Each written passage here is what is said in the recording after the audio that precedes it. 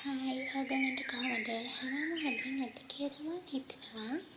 අද මගේ ගාඩන් එකේ තියෙන මල් වර්ග බලන්න ඔයාලව සාදරයෙන් පිළිගන්නවා මගේ වීඩියෝ එකත් එක්ක. මම සබ්ස්ක්‍රයිබ් කරලා නැත්නම් සබ්ස්ක්‍රයිබ් කරලා වීඩියෝ එක බලන්න කියලා ආදරයෙන් ඉල්ලනවා. මේ තියෙන මගේ නෙළුම් කලෙක්ෂන් එක මම මේ ඔන්ලයින් බීජ එකෙන් තමයි හදාගත්තේ.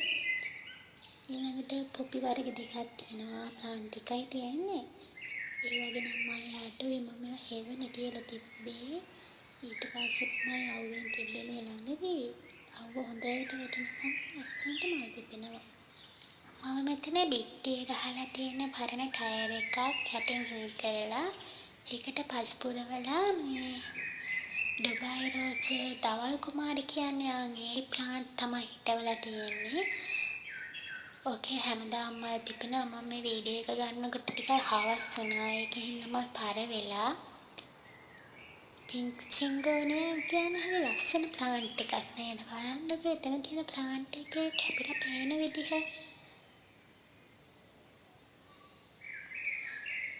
අතන වහලේ උඩ මං එල්ලලා තියෙන ප්ලාන්ට් එකක්. ඒක මේ ඕන තැනක පෙළෙනවා. ඒකට මං කිසිම මාධ්‍යයක් නැතුව නිකන් ලීයක රඳවලා තියෙන්නේ. ඒ වුණාට ලස්සනට හැදෙනවා ඒක. ගෙදර ඉස්සරහා මම පිලෝ එකක් තියාගෙන ඉන්නවා. ඒකත් කනුවක් ආධාර කරගෙන ඒක දිග තමයි යවලා තියෙන්නේ. මගේ මේ ගාඩන් එකේ වීඩියෝ එක බලන්න ගොඩක්ම එකතු වෙලා ඉන්නේ මල් වවන, මල් වලට ආදරේ, මල් වලට ආසාය. ඉතින් ඔයාලටත් පුංචි හරි අදහසක් මගේ ගාඩන් එකෙන් ගන්න ලැබුණා නම් කමෙන්ට් එකකින් තියන්න. ඒක මට ගොඩාක් සතුටක්. මාත් එක්ක දිගටම ආදරෙන් එකතු වෙලා ඉන්න කියලාත් මම ආරාධනා කරනවා. මලඟ ඇග්ලොනිමා කලෙක්ෂන් එකක් තියෙනවා වර්ග 14ක් විතර.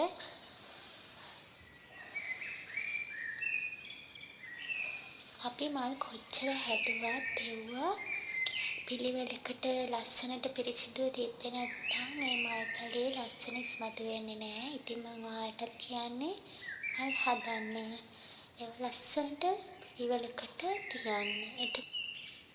මම මේ මල් වලට ගොඩක්ම දාන්නේ ඔස්මෝකෝට් එන් පොහොර එක.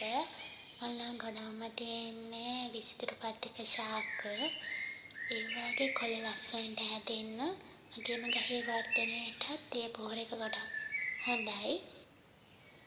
ඔස්මෝකෝට් එන් එක දාන්න කලින් මම එළු පොහොර ගෙනත් දැම්මා. ඒ වගේනොත් යම් කිසි වර්ධනයක් වුණා. ඒව ගොඩක් සෑරයි. මල් වලට දානකොට පෝච්චායිනටම වගේ දාන්න ඕනේ. ඒ වුණාට ගොඩාක් හොඳ ප්‍රතිඵල තියෙනවා.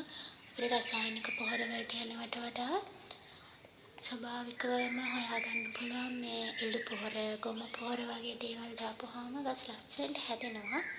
ඒව මාසෙක කමාරට වගේ දැම්මම ඇති. ඔස්මෝකෝට් එන් එක නම් මාස 4ක් විතර අපිට ප්‍රමාණවත්.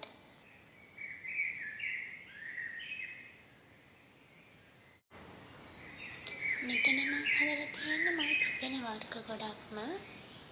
දැන් නම් මල් නෑ. මේ වීඩියෝ එක ගන්නකොට හවස් වෙනානේ. නිසා මල් ගොඩක් හැලිලා. මෙතන මේ ගම් පාට, රෝස පාට, කණේරු జాතියක් තියෙනවා. විහාරීත්‍ය පැලයක් තියෙනවා. ඒ වගේම ඇතින් තම්බෝජය වල තමයි පේන්නේ. මංගාව ග්‍රවුන්ඩ් ඕකිඩ් වර්ග දෙකක් තියෙනවා. ලොකු දම් පාට මල් හැදෙන එකයි, චූටි දම් පාට මල් හැදෙන එකයි. බෝගන්විලාවල නම් මේ දවස්වල මල් නැහැ. ආව ටිකක් අඩුයි. මම වදවලට ගොඩක් ආසයි. ඒ නඩව වදවලින් එක පැලයයි තියෙන්නේ. ඉස්සරහට වදවලින් කලෙක්ෂන් එකක් හදාගන්න ආසාවෙන් ඉන්නවා.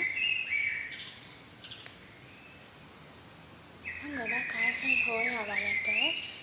ඒ වගේ මල් පිපෙනාට වඩා කොළ වලට ගොඩක් ආසයි. පඳුරට හැදුනහම ගොඩක් ලස්සනයි.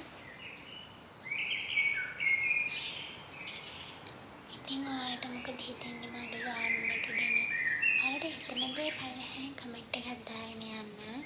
ඒක මට ගොඩක් වටිනවා. මම ඉස්සරහට ඔයාලට ලස්සන වීඩියෝ ගේන්න බලාපොරොත්තු වෙනවා. ඔයාලට මගෙන් දැනගන්න දෙයක් තියෙනවා නම් කමෙන්ට් එකකින් අහන්න මම උත්තර දෙන්නම්. ඉතින් අදට මම ගිහින් එන්නම්. හැමෝම සතුටින් පරිස්සමෙන් ඉන්න. බුදු සරණයි ඔයාලා හැමෝටම.